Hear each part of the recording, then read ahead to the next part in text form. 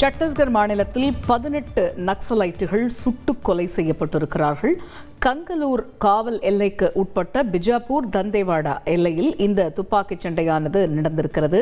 இந்த துப்பாக்கிச் சண்டையை தொடர்ந்து பிஜாப்பூர் தந்தேவாடா எல்லையில் பதற்றம் நிலவுவதாக தகவல்கள் வந்த வண்ணம் இருக்கின்றன. இது பற்றிய விவரங்களை அறிவோம். எமது செய்தியாளர் ரமேஷ் இணைகிறார். ரமேஷ், தற்பொழுது இந்த பிஜாப்பூர் தந்தேவாடா எல்லையில பதற்றம் தொடர்ந்து நீடிக்கிறதா? அங்கு செய்யப்பட்டிருக்கக்கூடிய பாதுகாப்பு ஏற்பாடுகள் என்னென்ன?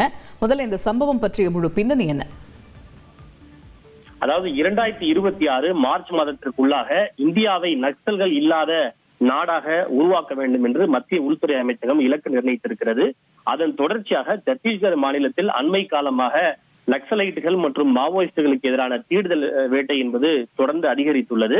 அதன் தொடர்ச்சியாக இன்று காலை சத்தீஸ்கர் மாநிலம் பீஜாப்பூர் தண்டேவாடா எல்லையை ஒட்டி அமைந்துள்ள கங்காலூர் காவல் நிலைய எல்லைக்குட்பட்ட வனப்பகுதியில் பாதுகாப்பு படையினர் இன்று காலை முதலே தீவிரமான தேடுதல் வேட்டை மேற்கொண்டனர். இந்த தேடுதல் வேட்டையில் டிஆர்ஜி, STF மற்றும் மாநில காவல்துறையினர் ஆகியோர் இணைந்து நடத்திய இந்த தேடுதல் வேட்டையில் பாதுகாப்பு படையினருக்கும் நக்சலைட்டுகளுக்கும் இடையே நடைபெற்ற அந்த துப்பாக்கி சண்டையில் 18 நக்சலைட்டுகள் சுட்டுக் கொல்லப்பட்டுள்ளனர். இன்று காலை அவர்கள் நடத்திய அந்த தேடுதல் வேட்டையில் மாவோயிஸ்டுகள் அமைத்திருந்த சுமார் 30 அடி உயரம் கொண்ட அவருடைய மிக முக்கியமான நினைவு சின்னத்தையும் பாதுகாப்பு படையினர் அளித்திருக்கின்றனர்.